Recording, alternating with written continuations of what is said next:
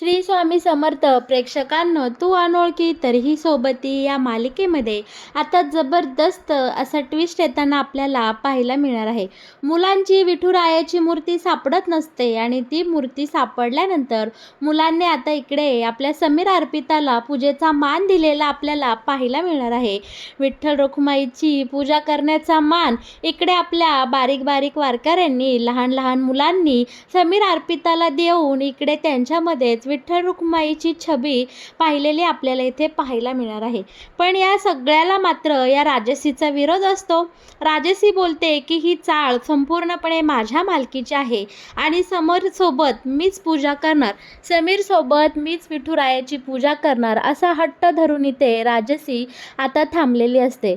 बरं का प्रेक्षकांनो, पण आपली अर्पिता मात्र ह्यावेळी गप्प बसत नाही. बायकोचा हक्क बजावत आपल्या अर्पिताने या राजसीची चांगलीच लायकी काढत तिला आपल्या समीरपासून कशा प्रकारे दूर केलं आणि हो, पुन्हा माझ्या समीरच्या वाटेकडे यायचंही नाही किंवा त्याच्यावर हक्क बजवायचा नाही असं आपल्या अर्पिताने खडसावून या राजसीला सांगताना आपल्याला हा अख्खा काहीसा भाग इकडे पाहायला मिळणार आहे. हे सगळं मालिकेमध्ये खूप सुंदर पद्धतीने दाखवलं जाणार आहे आणि हे नक्की कशा प्रकारे दाखवलं जाणार हे जर तुम्हाला जाणून घ्यायचं असेल तर प्रेक्षकांनो, तुम्ही आपला हा व्हिडिओ अगदी शेवटपर्यंत बघा, म्हणजे तुमच्या सगळं काही इकडे लक्षात येऊन जाईल. बरं का, आता इकडे आपल्या समीरने अर्पितासाठी गळ्यात सोन्याचा मुहूर्त मणी आणून इकडे अर्पिताचा खूप मोठा सन्मान केलेला आपल्याला इथे पाहायला मिळणार आहे. आपल्या अर्पिताचे अगदी डोळे भरून आलेले असतात की समीरचं तिच्यावर इतकं सारं प्रेम आहे आणि समीरने पहिल्यांदा काहीतरी स्वतःसाठी न घेता, म्हणजे तो कधी स्वतःसाठी तर घेत नाही, पण पैशातला पैसा जोडून इकडे माझ्यासाठी ही सोन्याची वस्तू आणली या भावनेने इकडे अर्पिताचं मन खूप हुरवून गेलेलं असतं, खूप भारावून गेलेलं आपल्याला इथे पाहायला मिळणार आहे. पण नीलांबरी आणि रेणुकाचं मात्र नेहमीप्रमाणे थोबाड पडलेलं इथे आपल्याला पाहायला मिळणार आहे. बाबांना खूप आनंद झालेला असतो. बाबांनी अगदी हात जोडून देवाचे खूप सारे आभार मानलेले इकडे पाहायला मिळणार आहे आणि त्याचबरोबर सलीलनेही या दोघांचा हा प्रेमाचा क्षण अगदी सुंदर पद्धतीने कॅमेऱ्यामध्ये इकडे आता फिट्ट केलेला आपल्याला पाहायला मिळणार आहे. कॅमेऱ्यामध्ये सेव्ह केलेला आपण इथे पाहणार आहोत. आता अर्पिताला घाई लागून राहिलेली असते की मी नक्की कशी दिसते ते गळ्यातलं घालून, म्हणून ती इकडे तिकडे ताटामध्ये किंवा इतर काही गोष्टींमध्ये स्वतःला पाहू लागलेली असते. पण समीरला अर्पिताच्या मनचं कळतं आणि छानपैकी तिच्यासाठी एक आरसासुद्धा घेऊन येतो आणि तो आरसा तिथेच किचनमध्ये लावलेला असतो. दोघेही त्या आरशामध्ये सुंदरपणे एकमेकांना पाहतात आणि बोलतात की आता खरं ही फ्रेम पूर्ण झाली आहे. आता छानपैकी श्रीयूने इकडे तयारी केलेली असते. चाळीचा एक नियम असतो की सगळे छोटे छोटे वारकरी, चाळीतली सगळी लहान पोरं सोरं एकत्रपणे छान विठुरायाच्या दर्शनासाठी इकडे वारी तयार करतात. छान विठू माऊलीचं दर्शन होतं, पूजा अर्चा होती आणि सगळं एकदम छान पद्धतीने पार पाडलं जातं. पण हे छोटे वारकरी मिरून कळत असतात बरं का. मोठ्यांनी यामध्ये अजिबात सहभाग घ्यायचा नसतो असं या चाळकऱ्यांचं सगळ्यांचा असा नियम असतो. आता इकडे आपला श्रीयू या सगळ्यांचा लीडर बनलेला असतो आणि 350 रुपये कमी पडतात म्हणून लाडक्या मामा मामीकडे मागायला आलेला असतो. लाडक्या मामा मामीनेही श्रीयूची इच्छा पूर्ण केलेली असते आणि त्याला जास्तीचे 350 रुपये देऊन इकडे खुश केलेलं असतं. आता श्रीयू मामाला बोलतो की मामा मला पण दे की रे अजून पैसे, तू नाही का देणार, हे तर मामीने दिले ना. पण इकडे आपला समीर बोलतो की मी आणि तुझी मामी काय वेगळे आहोत का, मी दोघेही एक आहोत. हे ऐकून मात्र इकडे अर्पिताला खूप छान वाटतं आणि सगळे खुश झालेले असतात. आता सुंदर दिवसाची सुंदर सकाळ उगवलेली असते. आषाढ्या वारीनिमित्त छान चाळीमध्ये मुलांनी कार्यक्रम भरवलेला असतो. अगदी सगळी मुलं अगदी गोंडस पद्धतीने छान छान तयार झालेली असतात. एक चिमुरडी मुलगी तर इतकी गोड दिसत असते आणि सगळ्यांना विचारत असते की मी कशी दिसते, हे माझं गळ्यातलं कसं आहे, मी कसं काय आहे, असं बरंच काही. बरं का, आता इकडे चाळीतली लोक सगळी लहान लहान मुलं, कोणी फुलं लाव, कोणी माळा लाव, कोणी विठू माऊलीचा टेज सजव, कोणी पोरी रांगोळी काढ, तर इथे हरिनामाचा टिका जो टिळा असतो टिलक, तो आता इतर सगळ्या चाळीतल्या माणसांच्या डोक्यावर लावण्याचं काम काही जण करत असतात. त्यातलाच एक मुलगा येतो, इकडे समीरच्या कपळावर टिळा लावतो, बाबांना टिळा लावतो आणि सगळं वातावरण अगदी चाळ अशी भक्तिमय होऊन गेलेली असती. सगळीकडे छान वातावरण तयार झालेलं असतं. आता इथे मिठाचा खडा घालायला ही राजसीही आलेली असते चाळीमध्ये, कारण ती या चाळीची मालकीण जी असते. बरं का. आता इकडे प्रेक्षकांनो, आपली नीलांबरी आणि आपली रेणुका याही तिथे छान उभ्या असतात आणि श्रीयू किती सुंदर पद्धतीने लीडरपणा हाताळतो हे सगळे सगळे छान पद्धतीने इकडे पाहत असतात आणि सगळे एन्जॉय करताना आपल्याला इथे पाहणार आहे. आता बरं का, इकडे आपली नीलांबरी कौतुकाने बोलते, श्रीयू अगदी त्यांच्या मामावर गेला आहे. तेव्हा लगेच रेणुका इकडे बोलते की नको बाई, गुण घेऊ दे मामासारखं, नाहीतर हा लागायचा बायकोचा पदर घेऊन पुढं मागे करायला. माझी दुसरी नीलांबरी व्हायला नको. इकडे रेणुकाने अगदी सरळ शब्दामध्ये एक नीलांबरीला टोमणा मारलेला आपल्याला इकडे पाहायला मिळणार आहे. बरं का प्रेक्षकांनो, आता इकडे समीर आलेला असतो. समीरला छानपैकी पोरांनी टिळा लावलेला असतो आणि समीर श्रेयूला बोलतं की श्रेयू बाळा, मान्य आहे सगळं तुम्ही लहान सहान मुलं करणार आहात, पण माझी काही मदत लागली तर मला नक्की सांगा, मी तुमच्या मदतीला नक्की येईल. श्रेयू बोलतो की मामा, अरे तुम्हाला खूप मोठी ऑर्डर मिळाली आहे. अर्पिता मामीला आणि तुला आज खूप सारं काम आहे, आम्हाला चांगलं माहीत आहे. त्यामुळे तू अर्पिता मॅडमची मदत कर, माझी मदत करण्याची खरंच काही गरज नाही. दुसरीकडे समर्पिता किचनमध्ये छानपैकी इकडे आजच्या ऑर्डरच्या तयारीला सलील, निक्की आणि आपली अर्पिता लागलेली असते. सलील आणि निक्कीला समोरासमोर पाहून अर्पिताच्या मनात इकडे प्रश्नांचं काहूर उठलेलं असतं. अर्पिता बोलत असते की निक्की, अगं बाळा, प्रेम करणे हे वाईट नाही, ही भावना खूप गोड आहे, पण आपल्या दोन्ही घरांमधले संबंध पाहता आपली आई कधीही हे लग्न मान्य करणार नाही आणि खूप मोठा वाद तयार होणार नाही. खरं तर मला खूप आवडलं असतं गं, तू सलील भाऊजींसोबत लग्न केलं असतं, सगळं काही छान झालं असतं, पण हे होणं खूप अवघड आहे. दुसरीकडे मात्र आता पोरं बाहेर सगळी तयारी करत असतात आणि अचानक मोठा आवाज होतो आणि श्रीयू मोठ्या मोठ्याने ओरडू लागलेला असतो, मामी, मामा, मामी, मामा, बाहेर या.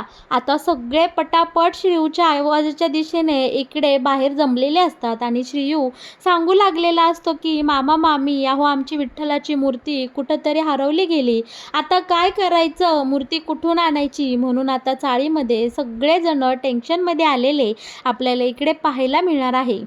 चाळीमध्ये अचानक विठ्ठलाची मूर्ती गायब झाली म्हणून सगळ्यांना खूप वाईट वाटत असतं. पोरं तर अगदी हिरमुसून गेलेली असतात, त्यांचा आनंद पार इकडे मावळून गेलेला असतो. सगळेजण तोंड पाडून बसलेले असतात. अर्पिताकडे आणि समीरकडे सगळ्या आशेने बघत असतात. बरं का. आता समीर अर्पिता सगळ्या चाळीमध्ये शोधाशोध करतात, मुलांनाही सांगतात, विचारतात, इकडे तिकडे बघा, नक्की इथेच कुठंतरी असेल, पण काही करून मूर्ती सापडत नसती. आता समीर अर्पिता बोलतात की आपण मार्केटमधून नवीन मूर्ती आणूया, बघूया कुठं मिळतेत का. समीर, अर्पिता, सलील, निक्की सगळेजण मार्केटमध्ये नवीन कुठं मूर्ती मिळते का बघत असतात, पण देवाच्या काय होतं काय माहिती, अभाग्याने इकडे या दोघांनाही नवीन विठ्ठलाची मूर्ती मिळत नाही. आता सगळेजण शांत तिथे बसलेले असतात तोंड पाडून. अर्पिता समीरला बोलते की अहो आता काय करायचं, नक्की काय झालं. तितक्यात तिथे एक जखमी वारकरी रस्त्याने जाताना दिसलेला असतो. अर्पिता बोलते, त्या बाबांच्या पायाला केवढं लागलंय, आणि समीर अर्पिता धावत पळत त्या बाबाच्या दिशेने जायला आपली समीर अर्पिता धावत पळत त्या आजोबांपर्यंत जातात, त्यांना एका जागी बसवतात, पाणी देतात आणि त्यांच्या पायाची जखम वगैरे सगळी स्वच्छ पाण्याने धुवून त्यांना मलमपट्टी करताना आपल्याला इथे पाहायला मिळणार आहे. बाबांनी या दोघांनाही इकडे भरभरून आशीर्वाद दिलेला असतो. अगदी बोलतात की पोरांनो, तुमच्या मनच्या सगळ्या इच्छा पूर्ण हो आणि तुम्हाला सगळं काही तुमच्या मनासारखं होईल. तुम्ही ज्या अडचणीत सापडल्या ते अडचण नक्की आता इकडे तुमची नाहीशी होईल. बरं का. आता प्रेक्षकांनो, इकडे बाबांनी तर या दोघांना भरभरून आशीर्वाद दिलेला असतो आणि पोरांचा निरोप घेऊन आता जखमी अवस्थेतच बाबा पुढची वारी करायला लागतात. बाबा तर निघून गेलेले असतात, पण त्यांच्यासोबत त्यांचा जो काही पखवाद असतं, मृदुंगमणी असतो, तो त्यांनी तिथेच ठेवून गेलेले असतात आणि बाबा आता निघून जातात. पुन्हा एकदा समीर अर्पितासमोर प्रश्न उभा राहिलेला असतो की विठ्ठलाच्या मूर्तीचं करायचं तरी काय. आता इकडे ही राजसी निगेटिव्हिटी घेऊन इकडे चाळीमध्ये आलेली असते. मुलांना मिळते की तुम्हाला विठ्ठलाची मूर्ती कुठेही मिळणार नाही. आज तुमची ही वारी काही सक्सेसफुल होणार नाही. तुमची मामा मामी, तुमची ती अर्पिता लाडकी मामी काहीही करू शकणार नाही आणि तुमची ही समस्या सोडवू शकणार नाही. पोरांनो, आज तुमचा हा जो काही सण आहे तो पूर्णपणे वाया गेला. तुमची सगळी तयारी वाया गेली. आज काही विठ्ठलाची आरती होणार नाही आणि पूजाही होणार नाही. आता राजसीच्या बोलण्याने नाजूक नाजूक पोरांच्या मनावर खूप मोठा परिणाम झालेला असतो.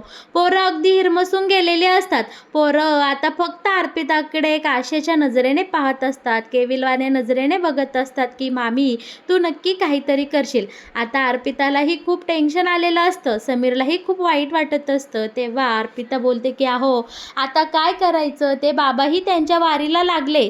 अरे देवा. आता अर्पिताचं लक्ष त्या मृदुंगावर जातं आणि आता अर्पिता बोलते की बाबांचं आता पक्वाद इथंच राहिलं, असं कसं काय झालं बरं. कदाचित बाबाने आपल्याला आशीर्वाद दिला असेल, आपल्या अडचणीची समस्या तर दिली नसेल ना. बरं का प्रेक्षकांनो, आता समीर अर्पिता धावत पळत त्या पक्वादापर्यंत जातात आणि बरं का चमत्कार होतो. साक्षात भगवंताने म्हणजे विठ्ठलाने समीर अर्पिताकडून सेवा करून घेतलेलं आपल्याला इथे पाहायला मिळणार आहे. ते बाबा जखमी अवस्थेतला वारकरी दुसरा कोणी नसून साक्षात पांडुरंग, साक्षात विठ्ठल इकडे समीर अर्पिताच्या मदतीला आलेले आपल्याला पाहायला मिळणार आहे. आणि त्या मृदुंगातच इकडे विठ्ठलाची मूर्ती लपलेली आपल्याला पाहायला मिळणार आहे. समीर अर्पितासमोर इकडे देवाने साक्षात्कार केलेला असतो आणि साक्षात आपला पांडुरंग समीर अर्पिताच्या इकडे भेटीला येऊन त्यांना हा आशीर्वाद देऊन गेलेला असतो. आता विठ्ठलाची मूर्ती त्या पक्वादातून बाहेर काढल्यानंतर सगळ्या चाळीमध्ये आणि त्या छोट्या छोट्या चिमुरड्या वारकऱ्यांमध्ये एक मोठा असा आनंद आणि उत्साह संचारलेला असतो. सगळ्या जणांनी मोठ्या झोकात आणि दिमाखात इकडे वारी इकडे फिरून आणलेली असते. छानपैकी यांची फेरी झालेली असते आणि सगळे हे छोट्या छोट्या वारकऱ्यांच्या मुखातून शब्द आलेले असतात की आजच्या पांडुरंगाची आरती फक्त आमची समीर मामा आणि अर्पिता मामीच करणार, कारण त्यांच्यामुळेच आज आमचा हा कार्यक्रम पूर्ण होणार आहे. पण या सगळ्याला मात्र या नालायक राजसीचा विरोध असतो. ती बोलते की नाही, ही चाळ माझी आहे, ही चाळ माझ्या मालकीची आहे, त्यामुळे मी या चाळीमध्ये पूजा करणार. माझ्यासोबत समीरला पूजा करायची असेल तर करू दे, आम्ही दोघेही मिळून जोडीने इकडे पांडुरंगाची पूजा करणार आणि आरतीही करणार. इकडे या मुलांच्या भावनेला डायरेक्ट या राजसीने विरोध केलेला आपल्याला पाहायला मिळणार आहे. पण राजसीच्या नाकावर टिचून आता अर्पिता मात्र समीरची बायको असल्याचा हक्क कशा प्रकारे गाजवणार हे आपल्याला पाहायला खरंच खूप छान वाटणार आहे. अर्पिता या राजसी समोर येते आणि बोलते की राजसी, तुझे हे बालिश चाळे आता बंद कर. तू या चाळीची जरी मालकीन असली तरी तू माझ्या समीरची मालकीन नाहीये. समीर फक्त माझ्या आहे आणि त्यांच्यावर फक्त आणि फक्त माझा अधिकार आहे. माझ्या नवऱ्यासोबत तुला विठ्ठलाची पूजा करण्याचा अधिकार दिला कुणी? मी तर या सगळ्याला अजिबात परवानगी देणार नाही. आणि इकडे बरं का प्रेक्षकांनो, आपली अर्पिता या आपल्या समीरसोबत उभी असलेल्या राजसीला डायरेक्ट हाताला धरून बाजूला हकलते, ढकलून देते आणि बोलते की माझ्या नवऱ्याच्या शेजारी उभं राहायची सुद्धा तुझी लायकी नाही. इथून पुढे तू जर आमच्या अशी वाटेत आडवी आलीस, वाकडी आलीस तर तुला या अर्पिताचा इंगा चांगलाच दाखवून देईल. आणि पुन्हा असली फालतू स्वप्नही पाहू नकोस की मी समीरसोबत असेल किंवा मी समीरसोबत पूजा करेल, मी त्याच्यासोबत लग्न करेल, कारण हे तुझे फालतू डाव आता इथून पुढे कधीही पूर्ण होणार नाही, कारण तुला ही अर्पिता अजून कळलीच नाही. बरं का प्रेक्षकांनो, अर्पिताने संपूर्ण चाळी देखत दाखवून दिलेलं असतं की समीरवर फक्त तिचाच अधिकार आहे. इकडे नीलांबरी आणि रेणुकासुद्धा डायरेक्ट गप्प झालेल्या असतात, कारण अर्पिताचा हा नवीन अवतार पाहून त्याही घाबरून गेलेल्या असतात. राजसीची मात्र संपूर्ण चाळकऱ्यांसमोर अर्पिताने चांगलीच नाचक्की केलेली असते आणि समीरला या सगळ्याचं खूप छान वाटत असतं, कारण फायनली अर्पिता मॅडमने समीरवर अधिकार दाखवत या राजसीची चांगलीच नांगी ठेचलेली आपल्याला इथे पाहायला मिळणार आहे. मुलांच्या हट्टाने आणि सगळ्या चाळकऱ्यांच्या आशीर्वादाने, पांडुरंगाच्या इच्छेने आता समीर अर्पिता छानपैकी भजनात मग्न होताना आपल्याला इथे पाहायला मिळणार आहे आणि पांडुरंगाचे पूजा अर्चा आरती करताना सुद्धा आपल्याला आता समीर अर्पिता इथे दिसणार आहेत. मस्तपैकी समीर अर्पिताच्या हाताने पांडुरंगाची स्थापना होती. धूपदीपांचा वास दरवळलेला असतो. संपूर्ण वातावरण इकडे टाळ मृदुंगाच्या गजरामध्ये दुमदुमून गेलेलं असतं. चाळीमध्ये सगळं वातावरण भक्तिमय झालेलं आपल्याला इथे पाहायला मिळणार आहे. आणि बरं का, नेहमीप्रमाणे आपली नीलांबरी जिकडे वारे वाहू लागतात तिकडे तिने तोंड केलेलं असतं. समीर अर्पिताच्या बाजूने जात आता नीलांबरीने ही मस्तपैकी इकडे जोडीने महाविठ्ठलाची आरती करत छान प्रसाद घेतलेला आपल्याला इकडे पाहायला मिळणार आहे. आणि खरंच इकडे पांडुरंगाच्या आशीर्वादाने समीर अर्पिताची ही आषाढी वारी अगदी सुंदर पद्धतीने पार पडलेली आपल्याला इकडे पाहायला मिळणार आहे. अगदी पांडुरंगाचा पुरेपूर भरभरून आशीर्वाद इकडे समीर अर्पिताला मिळालेला आपण पाहणारच आहोत. तर मग प्रेक्षकांनो, कसं वाटलं तुम्हाला अनोळखी ह्या मालिकेत येणारा हा नवीन ट्विस्ट? मालिकेचे असेच नवनवीन अपडेट जर तुम्हाला सगळ्यात आधी जाणून घ्यायचे असतील तर तुम्ही नक्कीच आपल्या या चॅनलला सबस्क्राईब करा आणि आपल्या व्हिडिओला लाईक केल्याशिवाय अजिबात कुठे जाऊ नका. धन्यवाद.